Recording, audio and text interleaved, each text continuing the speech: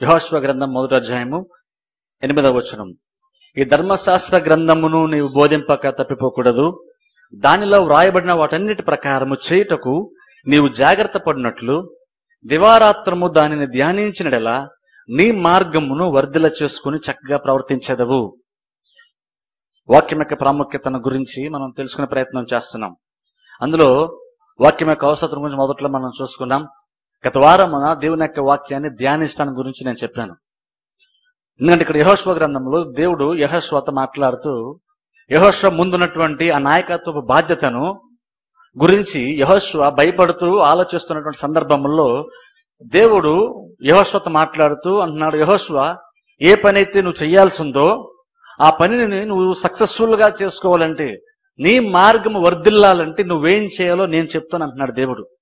అంటే ఒక వ్యక్తి యొక్క జీవితం వర్ధిల్లటానికి ఆ వ్యక్తి ఏం చేయాలో దేవుడు చెప్తున్నాడు. అందుకని చూడండి, దేవుని నమ్ముకోవడం అనేది గొప్ప భాగ్యం అంటాను. ఎందుకంటే మనం ఏం చేస్తే మన మార్గాలు వర్ధిల్లుతాయో దేవుడే స్వయంగా చెప్తున్నాడు. కొంతమందికి ఉన్న ఆలోచన ఏంటంటే, దేవుని వెంబడిస్తే, దేవుని అనుసరిస్తే సిలువను మోస్తూ వెంబడించాలి కాబట్టి సిలువ అంటే చాలా భారము, చాలా బాధ్యత ఉంది, ఎన్నో కోల్పోవాలి, ఎన్నో నష్టపోవాలి అనుకుంటారు. సిలువ అంటే బైబిల్ ఉందన్న మాట వాస్తవమే, కానీ దేవుని నమ్ముకున్నప్పుడు మనకు ఉన్నది కోల్పోతాను బైబిల్ దేవుడు చెప్పట్లేదు. దేవుని యొక్క రాజ్యమును నీతిని మీరు మొదట వెతికితే అవన్నీ కూడా మీకు అనుగ్రహింపబడతాయని దేవుడు చెప్పాడు. దేవుని నమ్ముకోవడం వల్ల ఆశీర్వాదమే, కానీ దేవుని నమ్ముకోవడం వల్ల నష్టమైనటువంటిది ఉండనే ఉండదు. అబ్రహాము దేవుని నమ్ముకున్నాడు, ఆశీర్వదింపడ్డాడు. వాళ్ళ సంతానం నమ్ముకున్నారు, ఆశీర్వదింపడ్డారు. బైబిల్లో ఎవరైనా సరే దేవుని నమ్ముకున్న వాళ్ళు ఆశీర్వదింపడ్డం చూస్తాం. ఈవెన్ యోబును కూడా చాలా మంది తప్పుగా అర్థం చేసుకుంటారు. యోబు కూడా దేవుని నమ్ముకున్నాడు, చాలా నష్టపడని అంటారు. దేవుని నమ్ముకున్నాడు, కానీ మధ్యలో నష్టపడడం మనం చూస్తున్నాం. అదట 2-3 సంవత్సరాలు మాత్రమే ఆ ఇబ్బంది యోబు పడ్డాడట. తర్వాత మళ్ళీ చివరిలో చూస్తే అనేక రెట్లు దేవుడు యోబుని అది చివరిలో ఏం జరిగింది మనం చూడాలి. మధ్యలో ఏం జరిగింది అంటే కాదు, మధ్యలో వచ్చింది మధ్యలో వెళ్ళిపోద్ది. చివరికి ఏం జరిగిందంటే యోబు మళ్ళా దేవుడు నష్టపోయిందంతా కూడా మళ్ళా తిరిగి దేవుడు ఇచ్చాడు. అది దేవుని యొక్క చిత్తం, అది దేవుని యొక్క కార్యాలు. కాబట్టి అందుకని దేవుని యొక్క మాట వినడానికి ఆతృత పడాలంటున్నాను. ఎందుకంటే దేవుని యొక్క మాట విన్నప్పుడు మనకు లాభం చేకూర్చే మాటలే, మనకు ఆశీర్వాదం తీసుకొచ్చే మాటలే దేవుడు చెప్తాడు. కానీ నువ్వు నా దగ్గరకు వచ్చి నా మాటను నువ్వు నమ్ముకుంటే నువ్వు నష్టపోతాను దేవుడు చెప్పట్లేదు. ఎందుకంటే దేవుని నమ్ముకోవడం వల్ల గనుక మనం ఇబ్బంది పడతాం, నష్టపోతాం అనుకుంటే ఎవరు దేవుని నమ్మరు. అది సువార్త కానే కాదు. ఎందుకంటే దేవుడు ఏంటంటే తను నమ్మి సిన్సియర్ గా దేవుని అనుసరించేటువంటి వాళ్ళని ఎక్కువ ఆశీర్వదించడానికి ఇష్టపడుతున్నాడు. ఎందుకంటే దేవుడు నమ్ముకొని దేవుడు చెప్పింది చేసి ఆశీర్వదింపబడితే వాళ్ళని చూసి ఇంకా 10 మంది కూడా దేవుడు నమ్ముకుంటారు, దేవుడు పిలువబడతారు, వాళ్ళు కూడా ఆశీర్వదింపబడతారు. దేవుని దగ్గరికి అన్యులు రావాలంటే ఒక వ్యక్తి ఆశీర్వదింపబడితేనే ఆ వ్యక్తి ద్వారా దేవుడు అనేక మందిని ఆకర్షించగలుగుతాడు. అందుకని దేవుడు అంటున్నాడు ఇక్కడ యెహోషువతో, నీ మార్గాన్ని నువ్వు వర్ధిల్ల చేసుకుంటావు యెహోషువ.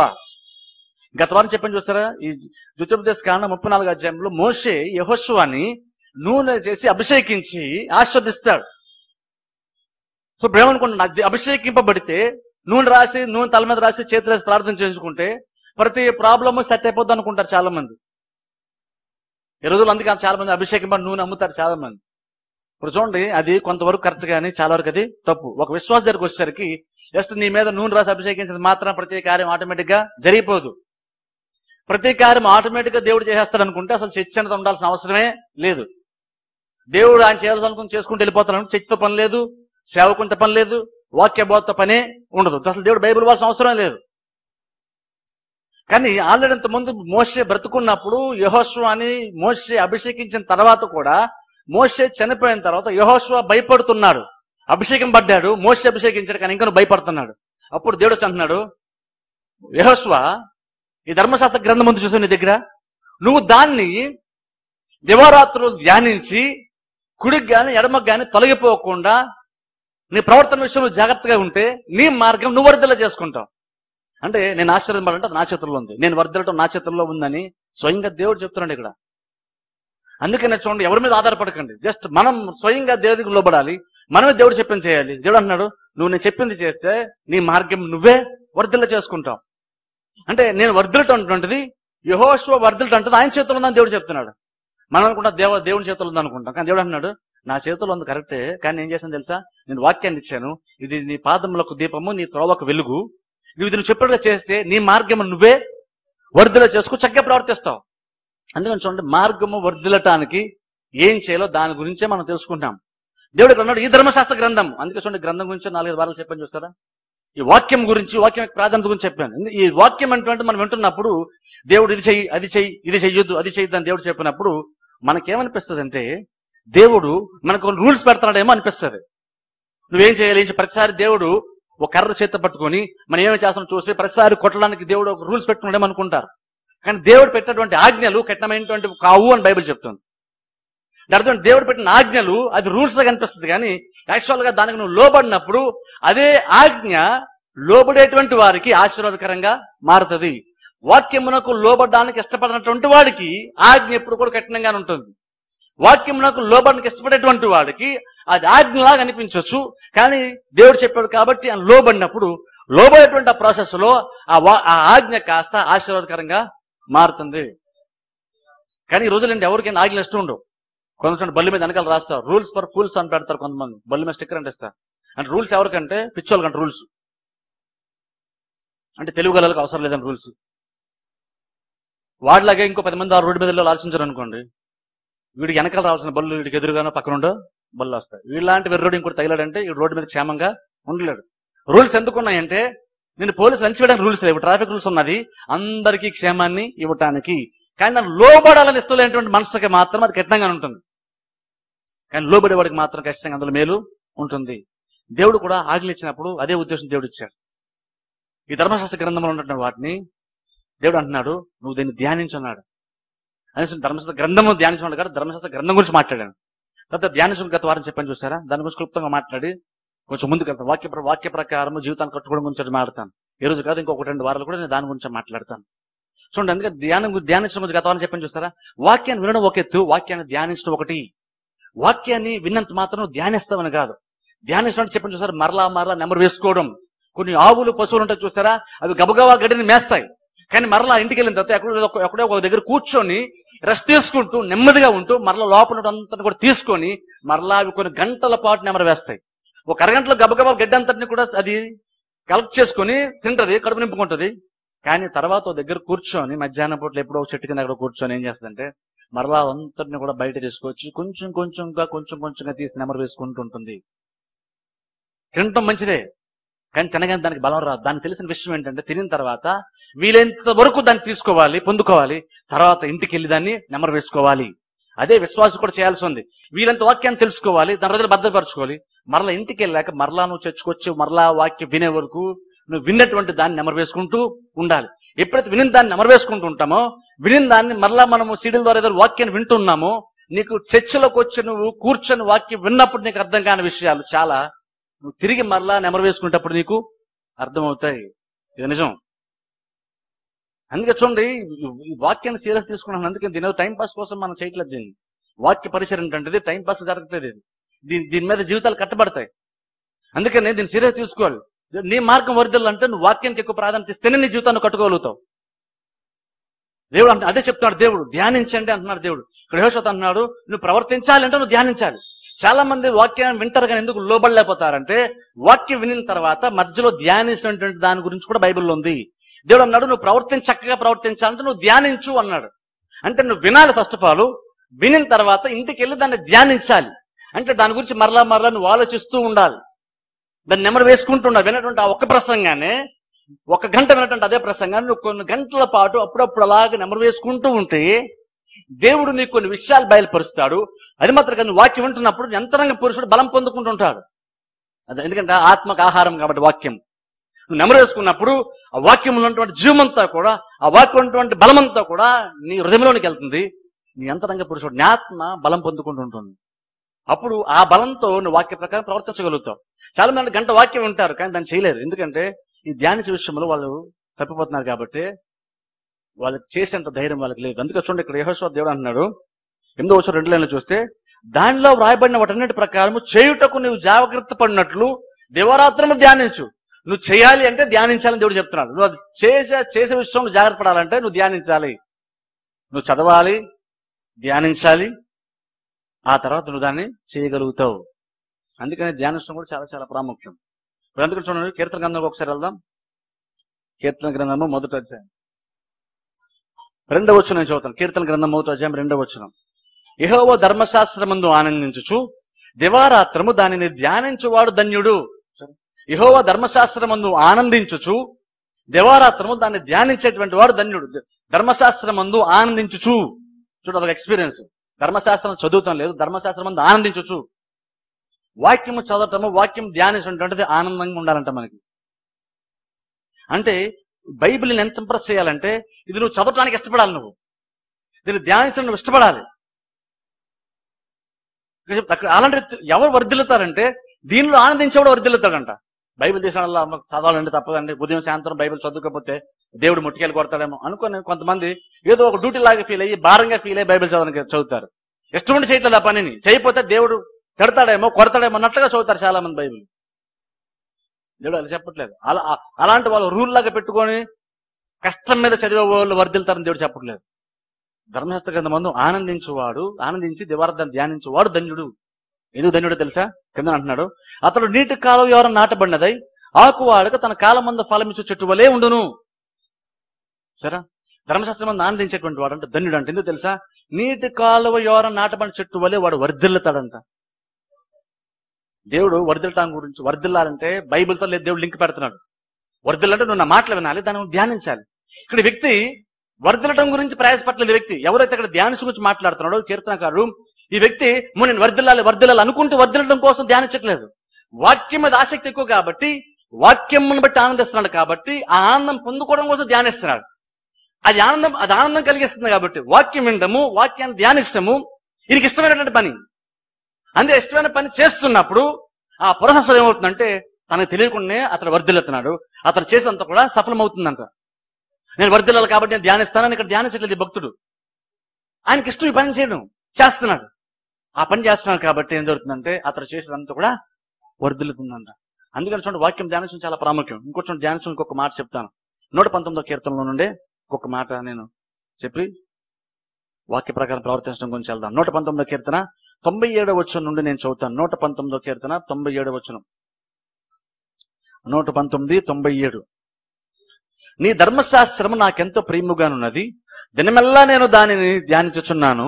నీ ఆజ్ఞలు నిత్యము నాకు తోడుగానున్నవి.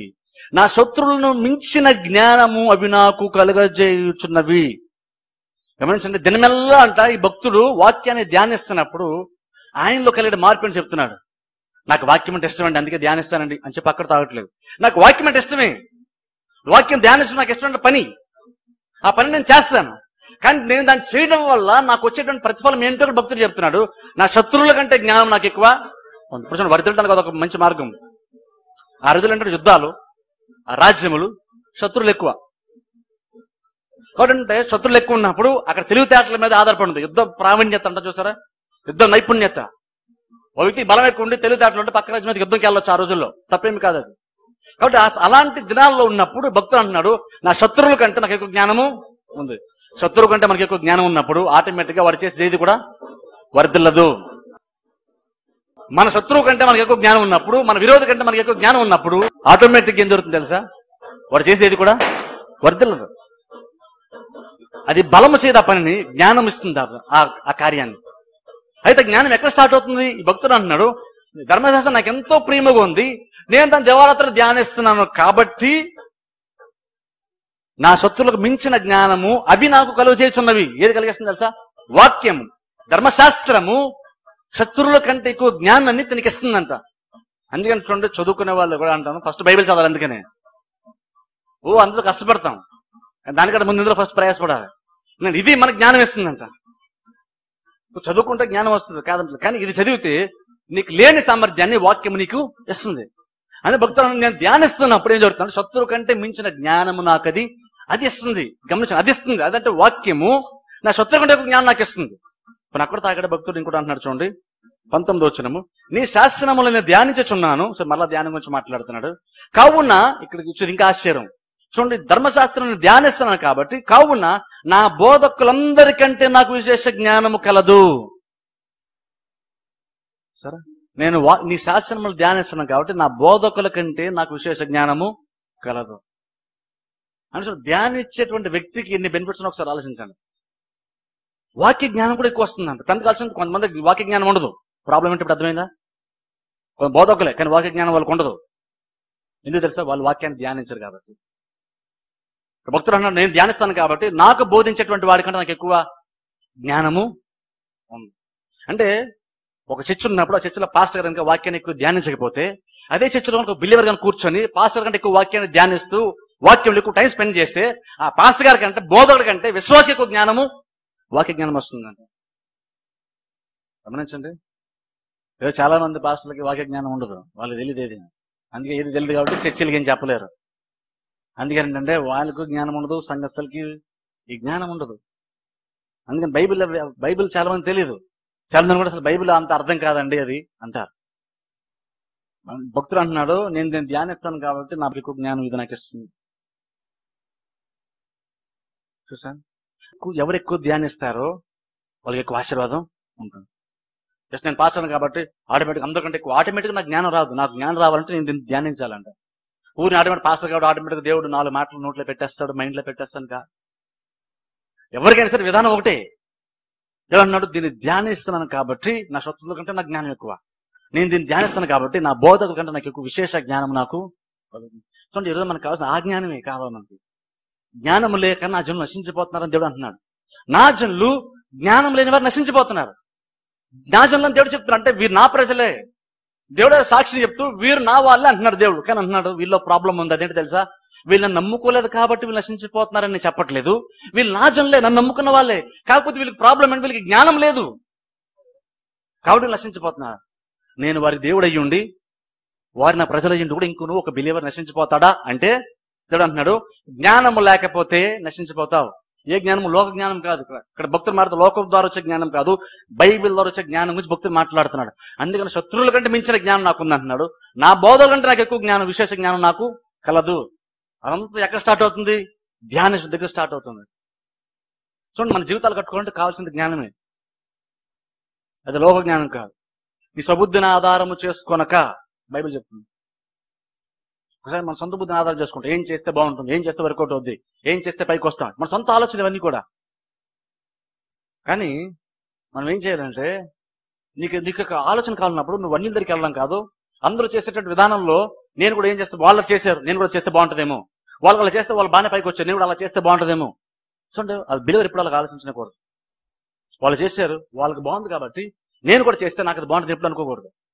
ఇప్పుడు చాలా మంది ఏంటంటే మనం దాన్ని కాపీ చేస్తాం. ఈవెన్ పాస్టర్స్ కూడా కాపీ చేస్తారు. వాళ్ళు అలా చేశారు, వాళ్ళకి వర్కౌట్ అయింది, నేను అలా చేస్తాను, వర్కౌట్ అవుతుంది. చూడండి, మనం అలా కాపీ చేయడం వీల్లేదు. దేవుడు వాళ్ళకి జ్ఞానం ఇస్తే వాళ్ళు చేస్తారు. వాళ్ళగా చేయడం కరెక్ట్ కావచ్చు, వాళ్ళు అలాగ చేయడం దేవుని చిత్తం కావచ్చు. కానీ వాళ్ళు చేశారు కాబట్టి నీ జీవితంలో కూడా అదే దేవుని చిత్తం అనుకోవడానికి వీలు లేదు. నువ్వు వాళ్ళని కాపీ చేయడం వీల్లేదు. దేవుడు నీకు జ్ఞానం ఇస్తాడు, నువ్వేం చేయాలో నీకు ఆలోచన దేవుడు చెప్తాడు. అందుకే అన్నాను, వాక్యము పాదములకు దీపము, త్రోవకు వెలుగు. నువ్వు ఎటు నడవాలో, ఎటు పయనించాలో వాక్యం ద్వారా దేవుడు గైడెన్స్ ఇస్తాడు మనకి. అందుకని భక్తులు అంటున్నాడు, నా బోధకుల కంటే విశేష జ్ఞానం నాకుంది.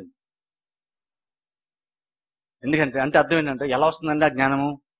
గర్వంతో చెప్పట్లేదు. ఆయన అంటున్నాడు, నేను ధ్యానిస్తున్నాను కాబట్టి. అర్థంటే ఈయనకి ఎవరైతే బోధిస్తున్నారో ఆ బోధకుని కంటే వాక్యం వినేటువంటి ఈ విశ్వాసి ఎక్కువగా వాక్యాన్ని ధ్యానిస్తున్నారు. అందుకే ఆలోచన, వాక్య జ్ఞానం దొరకట్లేదంటే, వాక్య జ్ఞానం మనం లేదంటే అర్థం ఏంటో తెలుసా? ఆ వ్యక్తి, అది పాస్టర్ గానే కావచ్చు, విశ్వాసాన్ని కావచ్చు, ఆ వ్యక్తి వాక్యంలో ఎక్కువ ధ్యానించట్లేదని అర్థం. నేను ధ్యానిస్తే ఖచ్చితంగా దేవుడు జ్ఞానాన్ని మనకి, ఆ జ్ఞానం చేతనే ఇల్లు కట్టబడుతుంది, వివేచన ద్వారా అది స్థిరపరచబడుతుంది. జీవితాలు కట్టబడాలంటే ఈ వాక్య జ్ఞానం ద్వారా కట్టుకుంటాం, లోక జ్ఞానంతో కాదు. అందుకన్నాను, ఇది మనం ఫస్ట్ వాక్యాన్ని వినాలి, దాన్ని ధ్యానించాలి, తెలిసిన జ్ఞానంతో ఆ జ్ఞానం పైన మన జీవితాలని కట్టుకోవాలి. ఇప్పుడు చూద్దాం, చూడండి వాక్య భాగం మత్తయి సువార్తలో నుండి, మత్తయి సువార్త 7వ అధ్యాయం, మత్తయి సువార్త 7వ అధ్యాయము 24వ వచనం నుండి నేను చదువుతాను. ఇక్కడ చూడండి, యేసుక్రీస్తు ఒక ఉపమానం చెప్తున్నారు. ఇక్కడ యేసుక్రీస్తు చాలా ఉపమానాలు చెప్పారు. ఉపమానంలో చాలా అర్థాలు ఉంటున్నాయి. అనేక విషయాలను యేసుక్రీస్తు ఆ రోజులు అందరికి అర్థమయ్యే రీతిలో ఆత్మీయ మర్మాలని ఉపమానముల ద్వారా యేసుక్రీస్తు బోధించారు. ఎక్కువగా చూడండి, అందుకని ఎక్కువగా విత్తనముల గురించి మాట్లాడతారు, పొలాల గురించి, గింజల గురించి, ఆకాశ పక్షుల గురించి, మన చుట్టూ జరిగేటువంటి, తరచుగా మనం చూసేటువంటి, మనకి బాగా జ్ఞానం కలిగినటువంటి వాటిని ఉపయోగించి యేసుక్రీస్తు ఆత్మీయ మర్మములను, ఆత్మీయ జ్ఞానాన్ని యేసుక్రీస్తు బోధించేవాళ్ళు. ఇలా ఇంకొకటి కూడా బోధిస్తున్నారు. కానీ ఈ యొక్క ఉపమానము ప్రత్యేకమైనటువంటిది. ఎందుకంటే జనరల్ గా అందరూ కూడా రైతుకు సంబంధించి, పొలాలకి, విత్తనములకు సంబంధించి యేసుక్రీస్తు ఎక్కువగా ఉపమానాలు చెప్పేవాళ్ళు. కానీ ఇక్కడ స్పెసిఫిక్ గా యేసుప్రభు అలాగే చెప్పట్లేదు ఉపమానం. ఇక్కడ ఇప్పుడు ఒక కట్టడం గురించి మాట్లాడుతున్నారు. ఇప్పుడు చూడండి, కట్టడం గురించి బైబిల్లో చాలా తక్కువ ఉంటుంది ఉపమానం. కానీ యేసుప్రభు స్పెసిఫిక్ గా కావాలనే వేరే వేరే ఉపమానాలు వాడకుండా కట్టడం గురించి మాట్లాడుతున్నారు, ఇల్లు కట్టడం గురించి. కానీ యాక్చువల్ యేసుక్రీస్తు ఇల్లు కట్టడం గురించి మాట్లాడట్లేదు, జీవితాలు కట్టుకోవడం గురించి మాట్లాడుతున్నారు. అందుకని చూడండి, జీవితాలు కట్టబడాలంటే ఏం చేయాలో తెలుసుకోవాలి. జ్ఞానం లేకపోతే మన చేతులతోనే మన జీవితాన్ని పాడు చేసుకుంటాం. అదే జ్ఞానం ఉంటే అదే చేతులతో మన జీవితాన్ని కట్టుకుంటాం. ఏదైనా మన చేతిలో ఉంది, ఉండేదల్లా ఒకటే, ఎవరు వాళ్ళే కట్టుకుంటారు, ఎవరు వాళ్ళే దాన్ని ఊడబెరుక్కుంటారు. అయితే డిఫరెన్స్ ఏంటంటే, జ్ఞానం కలిగి చేసుకుంటే కట్టబడుతుంది, అజ్ఞానంగా చేసుకుంటే ఊడపెక్కుంటాం. అది బైబిల్ చెప్తున్న మాట. కాబట్టి ఏంటంటే మన జీవితాల్లో మార్చగలిగేది, డిఫరెన్స్ తీసుకొచ్చేది ఏదంటే జ్ఞానమే. జ్ఞానంతో చేసుకుంటే కట్టబడుతుంది, అజ్ఞానంగా చేసుకుంటే పాడు చేసుకుంటాం. సో ఇప్పుడు ఆ కట్టబడ్డం గురించి యేసుక్రీస్తు మాట్లాడుతున్నారు. కట్టడం గురించి యేసుక్రీస్తు మాట్లాడుతూ అన్నాను ఎక్స్ప్లెయిన్ చేస్తున్నాను. ఇక్కడ చదువుకున్న 24 వచనం. ఈయన మాటలు విని వాటి చొప్పున చేయు ప్రతివాడును. సో ఈయన మాటలు విని అని యేసుప్రభు ఆపేలేదు, ఈయన మాటలు విని వాటి చొప్పున చేయు ప్రతివాడును. మాటలు విని వాటి చొప్పున చేయి ప్రతివాడు. ఈయన మాటలు విని అని అక్కడితో ఆపలేదు. ఇప్పుడు చూడండి, వినడానికి ఇంపార్టెన్స్ ఉంది. మీరు వాక్యాన్ని ఎలా వినుచున్నారు జాగ్రత్తగా చూసుకోండి అని యేసుప్రభు చెప్పారు. వినడము చాలా ప్రాముఖ్యం. ఎందుకంటే ఇది వాక్యం అటువంటిది, పరలోకం వచ్చినటువంటి జ్ఞానం. ఇది ఈ జ్ఞానం అర్థం చేసుకోవాలనుకుంటే మన మైండ్ తో మన తెలివితేటలు అర్థం చేసుకోలేం. అందుకని డిగ్రీలో పీజీ చేస్తే వాడు బైబిల్ బాగా అర్థం చెప్తాడని కాదు. నువ్వు డిగ్రీ చేయి, పీజీ చేయి, ఇంకేదన్నా చేయి, నువ్వు పీహెచ్డీ చేయి, ఇది మాత్రం ఇక్కడికి వస్తే మాత్రం నీ జ్ఞానం పనికిరాదు, నీ జ్ఞానం జీరోనే. బైబిల్ దగ్గరకు వస్తే లోక జ్ఞానం పనికిరాదు. బైబిల్ దగ్గరకు వస్తే మాత్రము అది మనం దీన్ని ధ్యానించాలి. అది మాత్రం రాసినటువంటి పరిశుద్ధాత్మ దేవుడు మనకి బయలుపరిస్తే అనేది విషయం మనకు అర్థమవుతుంది. లోక జ్ఞానంతో వచ్చి దీన్ని అర్థం చేసుకుంటే అర్థం చేసుకోలేము. అందుకని ఎన్ని డిగ్రీలు చేసినా, ఎన్ని పీజీలు చేసినా అది కాదు దీన్ని చెప్పడానికి క్వాలిఫికేషన్. దీనిలో ఎంత టైం స్పెండ్ చేస్తానంటే ప్రాముఖ్యం. కాబట్టి ఇక్కడికి వచ్చినప్పుడు నేను పీజీ చేశాను, నేను డిగ్రీ చేశాను, చదువుకున్నాను కాబట్టి నాకు అర్థం అవుద్ది అనుకోకండి. లేదా నాకు చదువులేదు కాబట్టి నాకు అర్థం కాదు అని కూడా అనుకోకండి. చదువు లేకపోయినా అట్లీస్ట్ దీన్ని కొంచెం చదవగలిగేటువంటి జ్ఞానం ఉంటే దీన్ని చదివి దాన్ని ధ్యానిస్తే దేవుడు దానిలో ఉన్న మర్మాన్ని దేవుడు మనకి బోధిస్తాడు. అసలు లోక సంబంధ జ్ఞానం లేని వారు ఒకసారి బైబిల్లో చాలా జ్ఞానం ఉంటుంది. చాలా మంది భక్తులు, సేవకులు అలాంటి వాళ్ళు చాలా సాక్ష్యాలు ఉన్నాయి మన దగ్గర. వాళ్ళు దేనికి పనికిరారు, వాళ్ళు రకంగా చెప్పాలంటే పిచ్చోళ్ళతో సమానం వాళ్ళు. కానీ ఒకసారి దేవుని తెలుసుకున్న తర్వాత దేవుడు వాళ్ళు ఎంతగా మారుస్తారంటే వాళ్ళకి బైబిల్ జ్ఞానం చాలా ఎక్కువ వస్తుంది. కారణం ఏంటంటే అది లోక జ్ఞానం కాదు. ఇందులో బాగా జ్ఞానం ఉండొచ్చు, కానీ లోకంలో లోక సంబంధమైన జ్ఞానం కొంచెం కూడా లేకపోవచ్చు. అయినా సరే ఈ జ్ఞానం ఉంటే చాలా వ్యక్తి వర్ధిల్లుతున్నట్లే. ఇప్పుడు దేవుడు ఈ జ్ఞానం గురించి మాట్లాడుతున్నాడు, దీని మీద కట్టుకోవడం గురించి మాట్లాడుతున్నాడు. కాబట్టి ఇక్కడ యేసుక్రీస్తు అంటున్నారు, ఈయన మాటలు విని వాటి చొప్పున చేయు ప్రతివాడు. వినేవాడు చెప్పలేదు, విని వాటి చొప్పున చేయ ప్రతివాడు. క్రైస్తవులకు ఉన్నటువంటి ఒక బ్యాడ్ హ్యాబిట్ అంటే తెలుసా, వాక్యం వినడంలో చూపించేంత ఇంట్రెస్ట్ వాక్య ప్రకారం చేయడంలో ఉండదు. వినడం అందరూ అటెంటివ్ గానే వింటారు వాక్యం, కానీ ఇంటికి వెళ్ళక అందరూ చేస్తారని మాత్రం క్లియర్ గా చూడలేము. వాక్యం అందరూ వింటారు, కానీ అందరూ వాక్య ప్రకారం చేయరు. ప్రాబ్లం ఏంటంటే అదే, వింటున్నాం కానీ వినడం కోసం వింటున్నాం, ప్రసంగం బాగుంటుంది కాబట్టి వింటున్నాం, వాక్యం కొంచెం తెలుసుకోవాలి కాబట్టి అని వింటున్నాం, కానీ చేసే ఉద్దేశంతో వాక్యాన్ని వినట్లేదు. ఆ విషయాన్ని సరి చేసుకున్నాం. వాక్యం వింటున్నాం, వారికి 3 సార్లు 4 సార్లు వాక్యం వింటున్నాం, వాక్యం వినడానికి వస్తున్నాం, మంచిదే. రానోళ్ళ కంటే వాక్యం వినడానికి వచ్చేవాళ్ళు బెటరే, నేను కాదంటలేదు. వాక్యం వినడానికి రావడం నేను తక్కువ చేసి చెప్పట్లేదు. చాలా మంది చర్చికి వాక్యం కోసం రానటువంటి వాళ్ళకంటే వాక్యం వినడానికి వచ్చే వాళ్ళు బెటరే. కానీ అక్కడితో నువ్వు వర్ధిల్లుతో బైబిల్ చెప్పట్లేదు. బైబిల్ ఏమంటుందంటే, ఈయన మాటలు విని వాటి చొప్పున చేయు ప్రతివాడును. వింటే ఆశీర్వాదం అనుకుంటే పర్లేదు, కానీ వింటే ఆశీర్వాదం. ఈయన మాటలు విని వాటి చొప్పున చేయువాడు అంటే ఇక్కడ ఏంటంటే చేసేవాడు గురించి మాట్లాడుతున్నారు. చేసే ప్రతివాడు ఎవరైనా సరే కావచ్చు, పాస్గానే కావచ్చు, విశ్వాసాన్ని కావచ్చు, చేస్తేనే చేసేవాడు గురించి ఇక్కడ యేసుక్రీస్తు మాట్లాడుతున్నారు. ఇప్పుడు చూడండి, ఇది బిల్డింగ్ కట్టడం గురించి మాట్లాడుతున్నారు. ఇప్పుడు చూడండి, యేసుక్రీస్తు స్పెసిఫిక్ గా కట్టడం గురించి ఎందుకు మాట్లాడుతున్నారు తెలుసా? కట్టడం గురించి మాట్లాడుతున్నారు అంటే ఇది చాలా స్లోగా జరిగేటువంటి ప్రాసెస్. ఇది విత్తనం అనుకోండి, కూర్చొని కొన్ని పనులు ఉన్నాయి విత్తనం గురించి. విత్తుదాం, ఆ తర్వాత ఏం చేస్తాం? చేసేదేం లేదు, వెయిట్ చేస్తాం. అది వస్తుందా లేదా, పైకి ఫలిస్తుందా లేదా, వర్ధదా వెయిట్ చేయడమే. నువ్వు విత్తనం వరకే నీ పని, విత్తనం తర్వాత నువ్వు చేసేదేం లేదు, జస్ట్ నీళ్ళు పోస్తావు అంతే, ఎదురు చూస్తూ ఉంటావు కూర్చొని. కానీ కట్టడం యేసుప్రభు చెప్తున్నప్పుడు ఇది కట్టడం అంటే ఒకసారి చేసి ఆపేది కాదు.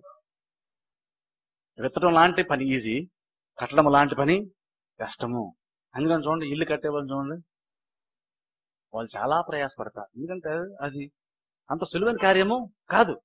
అది చిన్న బిల్డింగ్ అయినా పెద్ద బిల్డింగ్ అయినా సరే సులువుగా జరిగే కట్టడం అనేసరికి అందులో చాలా శ్రమ ఉంది, అందులో చాలా ప్రయాసం ఉంది. ప్రతిరోజు ఆలోచించాలి, ప్రతిరోజు ఏదో పని చేస్తుండాలి, దాని పెద్ద ప్రాసెస్ అది. అందుకే రోజులు ఏంటంటే సొంతగా ఇల్లు కట్టుకుని ఎవరు ఇష్టపడం, ఆ రిస్క్ అంత ఏంటని చెప్పేసి కాంట్రాక్ట్ ఇచ్చేస్తాం మనం. అదేంటంటే ఇప్పుడు రెడీమేడ్ ఇల్లు కట్టేసి మనకి ఇచ్చేయాలి. ఎందుకంటే ఆ రిస్క్ పడం మనం, మనకి ఇల్లు కావాలి కానీ రిస్క్ ఉండకూడదు. ఇప్పుడు ఇంకా మనిషి ఎంత సుఖంగా అలవాటు పడిపోయాడు అంటే ఈ రోజుల్లో అపార్ట్మెంట్ కొంచెం కడతారు, చాలా డబ్బులు ఎక్కువ పెడతారు.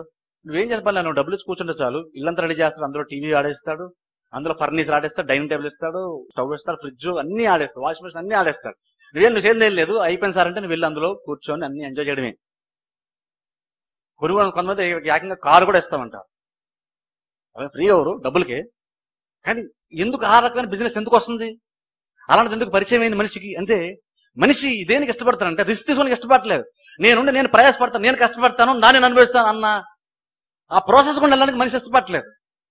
మనిషి ఏంటంటే ఎవరన్నా రెడీగా చేసి ఉంచితే నేను అందులోకి వెళ్తాను, ఎవరన్నా రెడీగా నాకు ఏదైనా ఇస్తే వండుకొని తినడానికి ఇష్టపడం, ఎవరన్నా చేసిస్తే తింటాం. ఏది కష్టపడడానికి ఇష్టపడం, ఎవరన్నా ఈజీగా ఏదైనా ఇస్తే. ఇప్పుడు చూడండి, క్రిస్టియన్ పెద్ద ప్రాబ్లం అదే. ఆశీర్వాదం రావడానికి నేనేం చేయాలి, ప్రతిరోజు నేను ప్రార్థన చేసుకోవాలి, నేను బైబిల్ చదువుకోవాలి, ఎవరికొద్దు. ఏ స్పెషల్ మీటింగ్కి వెళ్తాను, 40 రోజులు ఉపవాసం ఉంటాను, ఆరెవరో పెద్ద పాస చేస్తారు, మొత్తం అన్ని సెట్ అయిపోతే ఆశీర్వాదాలు వచ్చేస్తాయి. షార్ట్ కట్ మెథడ్స్ అవి, బైబిల్లో లేనే లేదు. అది నేను ఎవరు అంటలేదు, వేలెత్తి చూపించట్లేదు, బైబిల్ లేదు కూడా తప్పు ఎత్తి చూపిస్తున్నాను. అది లేదు. అలాగా ఏంటంటే మనం చర్చికి వెళ్ళను, నేను బైబిల్ చదువుకోవడం గురించి ఎవరు మాట్లాడరు, నువ్వు ప్రార్థన చేసుకోవాలని ఎవరు చెప్పరు, నువ్వు విశ్వాసంగా బ్రతకాలని ఎవరు చెప్పరు, నువ్వు పరిశుద్ధంగా ఉండాలని ఎవరు చెప్పరు, నువ్వు ఖచ్చితంగా చేయాలి, నువ్వు దేవుడికి లోపల ఎవరు చెప్పట్లేదు. ఏమన్నా మీరు మా దగ్గర రండి, మేము ప్రార్థన చేస్తాం, మీరు ఆశీర్వాదం పడతారని చెప్తున్నారు. అంటే ఏమన్నారు, మీరేం చెయ్యొద్దు, అంతా నేనే చూసుకుంటాను. కానీ యేసుక్రీస్తు ఎక్కడ చెప్పలేదు. ఎవరిని అద్భుత ప్రభువా నన్ను రక్షించి, ప్రభువా నాకు సహాయం చేయ, ప్రభువా నన్ను స్వస్థపరచంటే నమ్ముచున్నావా అని అడిగారు. ఓ చేయగలవాడు ఉన్నాడు, వాడు చేయలేపలేడు. కానీ యేసు ప్రభు అన్నారు, ఇది చేయగల నమ్ముతున్నాను, నీ పరిపెత్తుకున్నాడు, చేతులు ఆల్రెడీ పడిపోయిన వాడితో అన్నారు, నువ్వు చెయ్యెత్తి అంటలేదు, కాళ్ళు నిలడితో నువ్వు లేచినడు అంటలేదు, నీ పరిపెత్తుకున్నాడు. వీడు అసలు నడవలేడు, నీ పరిపెత్తుకున్నాడు అంటే ఏంటి? అక్కడ యేసు ప్రభు ఏం చేస్తుంది తెలుసా? ఏది నీకు కొంత బాధ్యతను దేవుడు ఇస్తున్నాడు, అది నీ కష్టమే, కానీ నువ్వు అది చెయ్యాలి అంటున్నారు. నువ్వు చేస్తే నువ్వు పరిపెత్తుకున్న నువ్వు నడవగలుగుతావు. నేను చెప్పింది నువ్వు చేయగలిగితే ఖచ్చితంగా నీకు స్వస్థత వస్తుంది. నువ్వేం చేయాలో యేసుక్రీస్తు చెప్తాను ప్రతిసారి. గుడ్డివాడు వస్తాడు, ప్రభు రక్షించి, ప్రభు దావీదు కుమారుని స్వస్థపరచు అంటే, ఇది నేను చేయగలను నమ్ముచున్నావా? నువ్వు చాలా మంచి పని చేసావు, నా ఫోన్ నెంబర్కి ఫోన్ చేసావు, నువ్వు వేరే వాళ్ళ దగ్గరికి వెళ్ళదు, నాకు ఫోన్ చేసావు, నేను ప్రార్థన చేస్తాను, నేను అభిషేకిస్తాను, నీ స్వస్థ వస్తుంది అని యేసు ప్రభు చెప్పలేదు. నువ్వు కరెక్ట్ పర్సన్ దగ్గరికి వచ్చావు, నువ్వు చేసిన చాలా బెటర్ పని, కరెక్ట్గా నా దగ్గరికి వచ్చావు అనలేదు. దేవుని కుమారుడు దగ్గరికి వచ్చినా సరే అన్నారు, నువ్వు నమ్మగలుగుతున్నావా? నమ్మితే దేవుని మహిమను చూస్తావు. నువ్వు అది చేయగలవా అని అడుగుతున్నారు. మనం ఏం చేయలేదు ఎవరు చెప్పట్లేదు. పాస్టర్ గారు ఏం చేస్తారో టీవీలో చెప్తున్నారు, మేము మీకోసం. ఇక యేసుక్రీస్తు దేవుడు తన కోసం, దేవుడు చాలా చేశాడు కాదంటలేదు, దేవుడు చేశాడు, కానీ ఒక మనిషికి చేయలేడు. ఎందుకంటే మీరైనా అదే దేవుని ప్రార్థన చేయాలి, నేనైనా అదే దేవుని ప్రార్థన చేయాలి, మీరైనా అదే యేసుక్రీస్తు నామములో ప్రార్థన చేయాలి, పాస్టర్ గారైనా అదే యేసుక్రీస్తు నామములో ప్రార్థన చేయాలి. అప్పుడు నేను చేస్తే దేవుడు ప్రార్థన ఆలకిస్తాడని చెప్పడం కంటే, నేను ప్రార్థన చేసేటప్పుడు అదే నామములు నువ్వు కూడా ప్రార్థన చేయి, నీ ప్రార్థన దేవుడు ఆలకిస్తాడని ఈ రోజులు ఎవరు చెప్పట్లేదు. మేము ప్రార్థన చేసి దేవుడు ఆలకిస్తాడంటున్నారు. ఏమో స్పెషలా? కాదా? నాకు ఒక దారి దొరికింది అనుకున్నా, ఆ దారిలో వెళ్తే నేను ఈజీగా రీచ్ అవుతాను అనుకున్నప్పుడు, ఆ దారిలో వెళ్తే నన్ను ఆశీర్వాదం పడతాను అనుకున్నప్పుడు, నేను వెళ్తానని చెప్పను. నేనైతే ఏం చేస్తానంటే, నేను దారి చూపిస్తాను, నువ్వు కూడా అదే దారిలో వెళ్ళంటాను. నేనైతే నాకు సీక్రెట్ ఉంది, నాకు తెలుసు, నేను ఎవరు చెప్పను, కానీ నేను చేస్తానని చెప్పను. నాకు ఒకటి తెలిస్తే దానివల్ల అందరూ ఆశీర్వాదం పడతారంటే ఆ దారిని నేను అందరూ చూపిస్తాను. అంతేగాని మీరు నా దగ్గర రండి అని నేను చెప్పను. నిజంగా నేను ప్రార్థన చేస్తే దేవుడు ఆలకిస్తాడు, స్పెషల్గా నా ప్రార్థన ఆలకిస్తారంటే అది ఎలా వచ్చిందో చెప్తే, వాళ్ళే విశ్వాసులు, వాళ్ళ ఇంట్లో కూర్చొని వాళ్ళే ప్రార్థన చేస్తారు, వాళ్ళే దేనిపైన ఆధారపడతారు, వాళ్ళే దేవుని నేరుగా పొందుకుంటారు. కానీ ఇది ఎవరో చెప్పట్లేదు. కానీ యేసుక్రీస్తు అడుగు ప్రతివానికి నీ ఇవ్వండి అన్నారు. కానీ ఎవరికి చెప్పట్లేదు. మేము ప్రార్థన చేస్తాం ఆ చెప్పినా, కానీ నువ్వు ప్రతివానికి దేవుడు ఇస్తానన్నాడు కాబట్టి, ప్రతివాడు అంటే నువ్వు కూడా అందులో ఉన్నావు, నువ్వు ప్రార్థించే దేవుడు ఆలకిస్తాను ఎవరు చెప్పట్లేదు. ఏం చేస్తానంటే విశ్వాసాన్ని బద్దకస్తులు చేస్తున్నాం. వాళ్ళు ఇంకా వాళ్ళకి ఆల్రెడీ జ్ఞానం లేదు, కనీసం జ్ఞానం బోధించాల్సింది మానేసి ఇంకా జ్ఞానంగా నన్ను అక్కడే పెట్టి నువ్వు అలాగుండు, నువ్వు తెలివి తక్కువ అడుగుండు, అంతా నేను చూసుకుంటున్నాను. యేసుక్రీస్తు అలా చెప్పట్లేదు. యేసు అంటున్నారు, మీ జీవితాలు కట్టబడాలంటే ఈయన మాటలు విని వాటి చొప్పున చేయు ప్రతివాడును. అందుకని మీరు చేస్తున్నా లేదు చూసుకోండి. చేయకపోతే నేను ఆశీర్వాదం పడతానది మీరు మర్చిపోవడం బెటర్. కానీ మీరు చేసే ఉద్దేశం మీకుంటే, లోబడే ఉద్దేశం మీకుంటే, ఎస్ అని దేవుడు చెప్తున్నాడు, చేస్తే వర్ధిల్లుతాం. అందుకే చూడండి, ఏదో వినడం కోసం చర్చకి రాకండి. వినడం కోసం చర్చకి రావాలి, మంచిది కాదంటలేదు. కానీ నేను చెయ్యాలంటే వాక్యం వినాలి కాబట్టి, వినిన తర్వాత చేయగలను కాబట్టి నేను వినడానికి వెళ్ళాలి. ఎందుకంటే నేను ఇంటికి వెళ్ళాక మళ్ళీ దాన్ని చెయ్యాలి కాబట్టి. చేసే ఉద్దేశంతో మనం చర్చకి రావాలి, వాక్యం వినాలి. నేను ఇక్కడ చేస్తేనే ఆశీర్వాదం.